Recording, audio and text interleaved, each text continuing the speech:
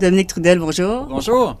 Dans un premier temps, on va se souhaiter une bonne année parce qu'on est encore en janvier. Très bonne et très heureuse année 2013, on va en avoir besoin.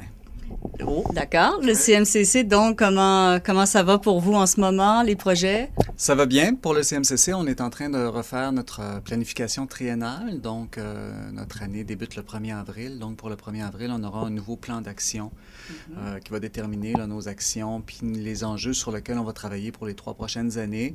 Donc, on travaille beaucoup à ça en ce moment.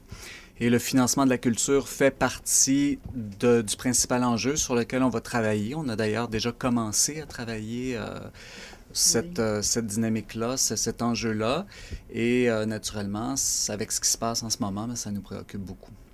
On a justement beaucoup de projets qui soit disparaissent ou soit les montants sont un peu sabrés. Quel projet, entre autres, vous préoccupe davantage, soit la perte ou la perte d'argent ou la perte du projet elle-même? Bien, c'est sûr que ce qui est annoncé en ce moment, il est encore un peu tôt là, pour savoir exactement les répercussions dans les programmes là, pour l'ensemble du milieu. Ça s'en vient, on va le savoir très bientôt, là, en février, on devra avoir des nouvelles là-dessus. Mais pour le moment, on sait que ce qui a été annoncé, c'est qu'au niveau des budgets, tout ce qui était l'aide au projet, l'enveloppe a fondu énormément, donc il n'y aura plus beaucoup d'aide au projet. Les enveloppes au fonctionnement ont été épargnées, mais ne sont pas bonifiées. Alors là, reste à voir comment dans les programmes, ils vont retravailler tout ça et comment cet argent-là va être distribué. Donc ça, il faut voir aussi qu'est-ce qui va arriver à ce niveau-là. Mais on est inquiet beaucoup pour l'aide au projet. Puis également là, pour l'argent qui était dévolu à Placement Culture, parce que naturellement, ça c'est un programme intéressant qui offre que le gouvernement offre des subventions de contrepartie à des organismes qui investissent, donc qui font des levées de fonds, qui mettent des fonds dans le programme Placement Culture. Alors c'est sûr que comme ce programme-là est au ralenti, ben, peut-être qu'il y aura moins de demandes et moins d'organismes qui pourront en bénéficier. Parce qu'on parle effectivement, le Québec va peut-être sabrer la moitié dans ce programme. Oui. Par contre, ce qui avait été annoncé avant que le Parti québécois soit au pouvoir, c'est que les sommes, le Placement Culture allait être augmentées, notamment pour principalement des grandes institutions comme le Musée des Beaux-Arts. Et ça, mais ça n'aura pas lieu. Donc, c'est eux qui vont être particulièrement touchés, là, mais c'est sûr que le programme actuel, il faut voir là, dans quelle mesure il va être touché. Tantôt, on parlait de l'aide au projet qui, justement, là, peut faire défaut. Qu'est-ce qu'on entend exactement? Ce serait donc tout ce qui est innovateur, tout ce qui pourrait être un nouveau projet qui ne pourrait jamais voir le jour? Oui. Mais en fait, ce qu'il faut comprendre, c'est que dans le financement là, des organismes, alors, certains organismes ont droit au gouvernement d'aller chercher ce qu'on appelle une subvention fonctionnement. Donc, pour leur fonctionnement, là, payer leur bureau, payer leur personnel, etc.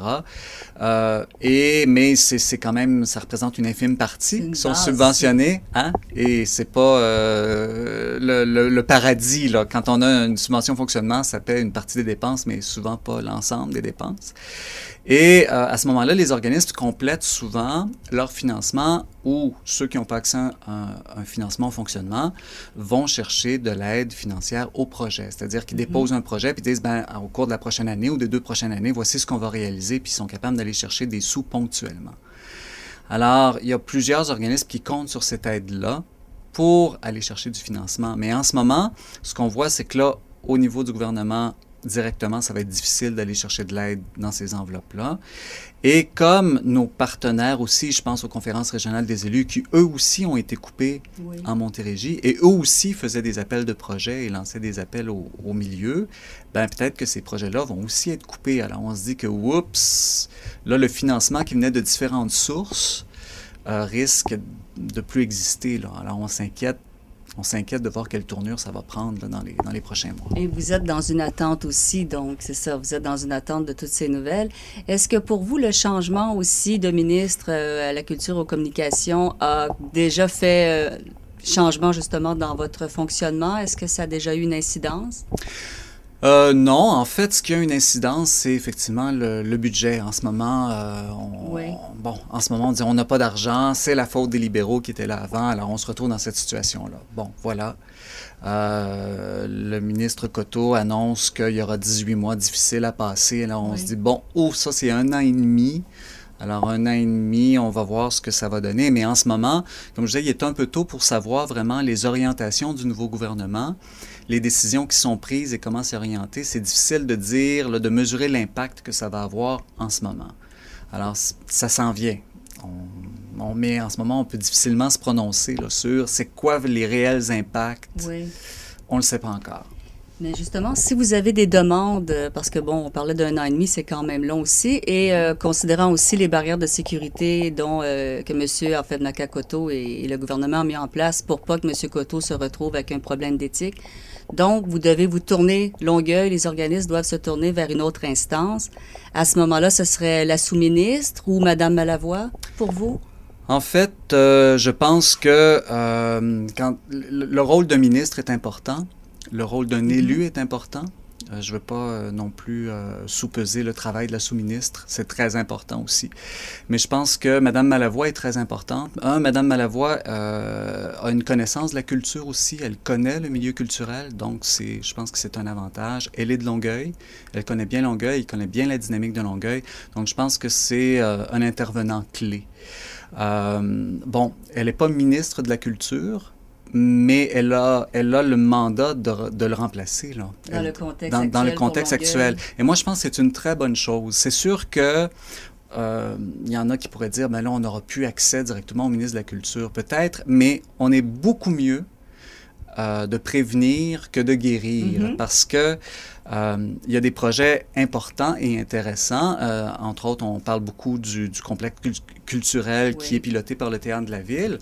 C'est un projet hyper important qui aurait dû déjà être accepté avant les élections, qui ne l'a pas été. Alors là, on se retrouve dans une situation où ce projet-là, il est déjà ficelé, là.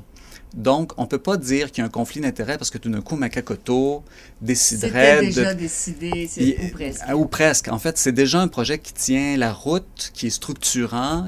C'est démontré, c'est prouvé. Oui. Mais c'est sûr que dans les conditions actuelles de restrictions budgétaires, si Naka Coteau annonçait qu'il accorde, c'est sûr qu'il y a des gens qui monteraient aux barricades et qui diraient, bon, ça y est, il y a un conflit d'intérêts.